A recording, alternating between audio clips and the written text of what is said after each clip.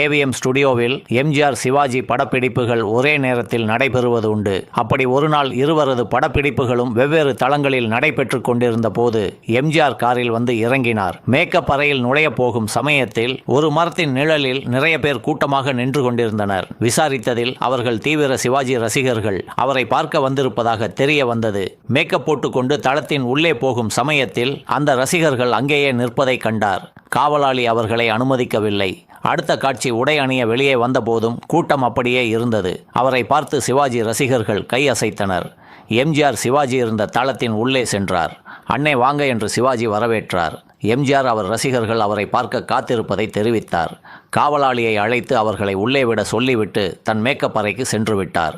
சிவாஜியை ரசிகர்கள் சந்தித்துவிட்டு வெளியே வந்தபோது மேனேஜர் ஒருவர் அவர்களை அழைத்து அனைவருக்கும் சிற்றுண்டி காப்பி கொடுத்து உபசரித்தார். அவர்களும் மகிழ்ச்சியுடன் சாப்பிட்டு நன்றி சொல்ல, நன்றியை எம்ஜிஆருக்கு சொல்லுங்கள்